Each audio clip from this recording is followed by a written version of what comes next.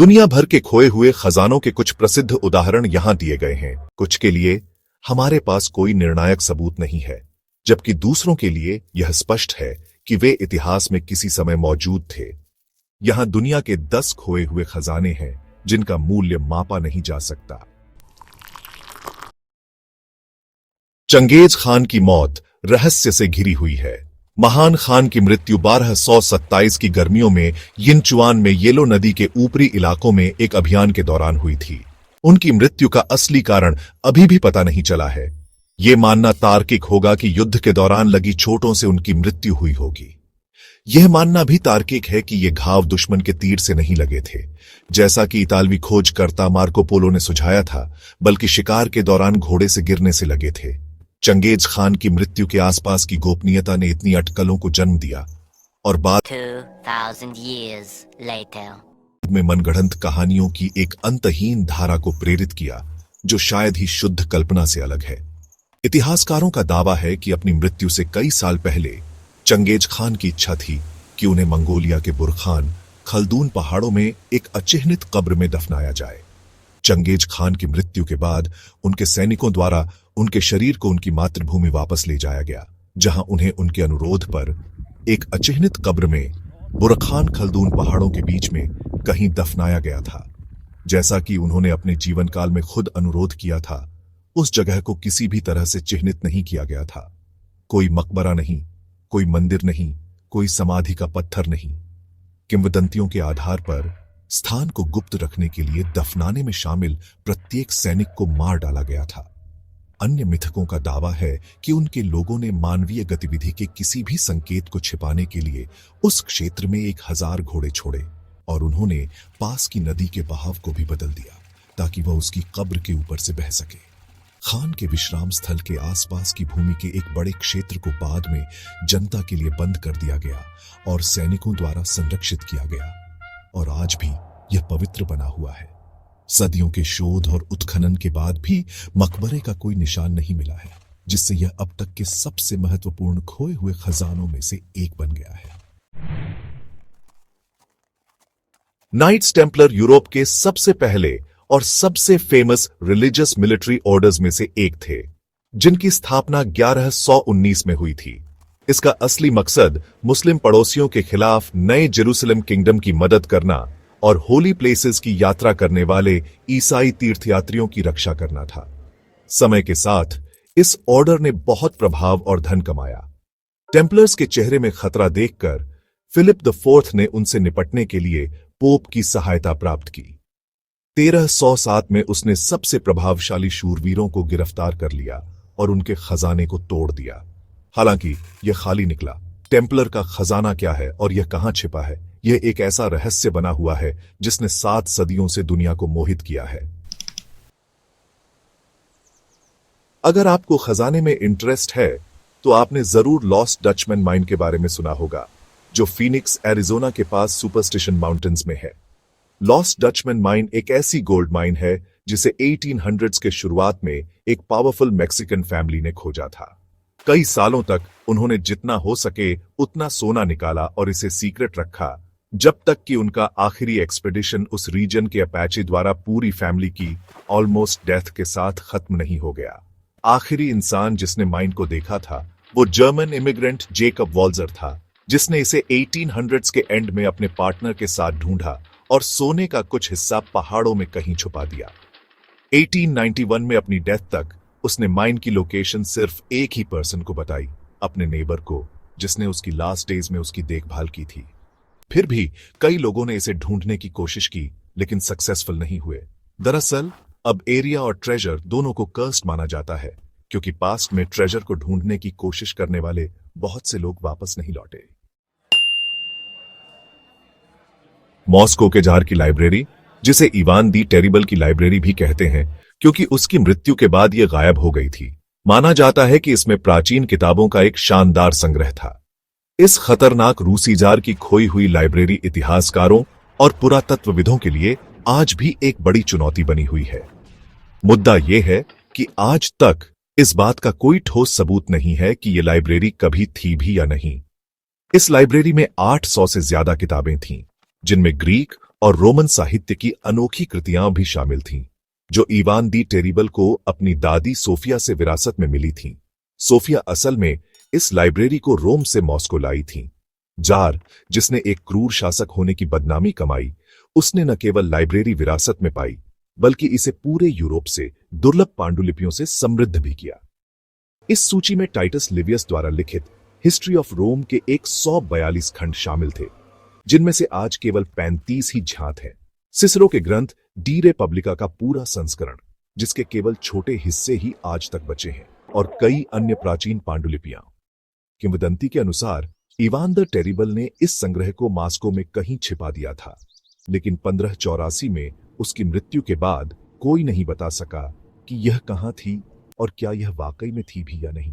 क्या आप सोच सकते हैं कि अगर यह सबसे कीमती खोया हुआ खजाना कभी मिल जाए तो इतिहास कितना बदल जाएगा? रशियन और जर्मन कलाकारी का एक निशानी ये एम्बर रूम रोमानोव खानदान की शान थी। ये दूसरे विश्व युद्ध के दौरान रहस्यमय तरीके से गायब हो गया और तब से इसका कुछ पता नहीं चला।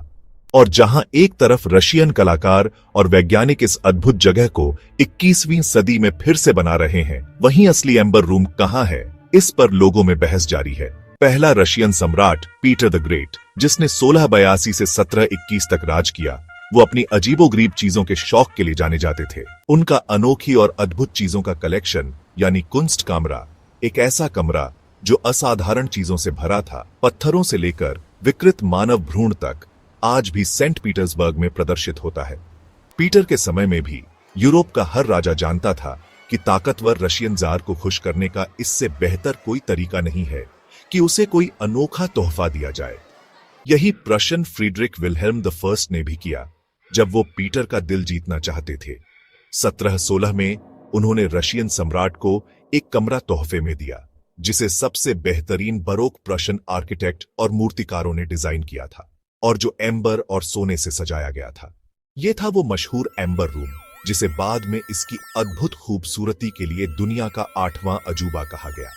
एडोल्फ हिटलर के राज में जर्मनी ने आधिकारिक तौर पर घोषणा की कि पिछली कई सदियों की कई कलाकृतियां, जिनमें यह कमरा भी शामिल था, जर्मन लोगों ने चुरा ली थीं। एल्फ्रेड रोड के अनुसार, जो एक जर्मन कला समीक्षक थे और जिन्होंने एम्बर रूम की देखभाल की थी जब उसे चुराया गया था, ये 1944 में कोनिग्सबर्ग की भारी बमबारी में भी बच गया था, जहां माना जाता है कि इसे रखा गया था।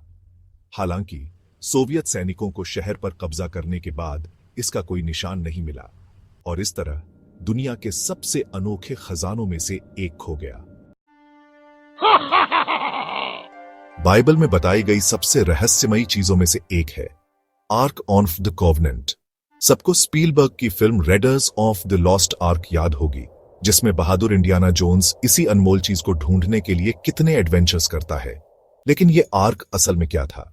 बाइबल के हिसाब से यह बबूल की लकड़ी का एक संदूक था, जिसके ऊपर सोने की परत थी। यह दिखाता था कि भगवान लोगों के बीच में है। इसके अंदर स्वर्ग का मन्ना रखा था, एक सोने के बर्तन में हारून की छड़ी और 2 पत्थर की पट्टियां, जिन पर भगवान के 10 हुक्म लिखे थे, जो मूसा को सिनाई पर्वत पर मिले थे। इस आर्क को यहूदी लोग अपने साथ वादा किए गए देश में ले गए। अपनी अलौकिक शक्तियों से भगवान के लोग अजेय थे। आर्क की शक्ति से जॉर्डन नदी सूख गई ताकि यहूदी लोग पार कर सकें, और उनके दुश्मनों पर बीमारियां भेज दी गईं, जिन्होंने भगवान के चुने हुए लोगों से लड़ने की हिम्मत की। 7वीं शताब्दी ईसा पूर्व में राजा योशियाह के शासनकाल के दौरान ये आर्क अभी भी मौजूद था। माना जाता है कि यह 587 ईसा पूर्व में या उससे पहले बेबीलोन के राजा नबूकदनेस्सर द्वारा यरूशलेम की विजय के दौरान खो गया था, क्योंकि सुलेमान के मंदिर से लूटे गए अवशेषों और खजानों में इसका जिक्र नहीं था।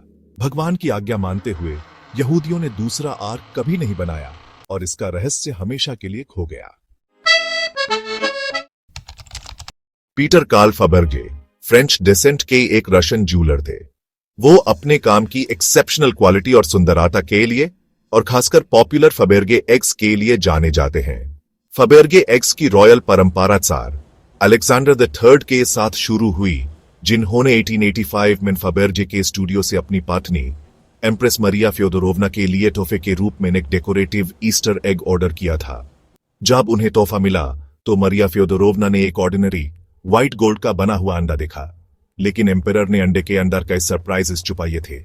जैसे ही उन्होंने उस खोला, उन्हें एक गोल्डन योल्क मिला। रशियन मत्रियोश्का की तरह अंडे में और भी सरप्राइजेस छुपी थी। योल्क को खोलने पर एक रूबी आंखों वाली गोल्डन मुर्गी निकली। गोल्डन मुर्गी के अंदर सोने और हीरों से बना इंपीरियल क्राउन का एक मिनिएचर कॉपी था। साथ ही एम्प्रेस के गेलमेन चेन के साथ पहनने के लिए एक छोटा रूबी भी था। यह ओरिजिनल अंडा इतिहास में हेन के नाम से जाना जाता है। इस दिन से क्राउन ने फबेर्जे से अलेक्जेंडर द थर्ड की मृत्यु तक हर साल एक अंडा बनाने को कहा।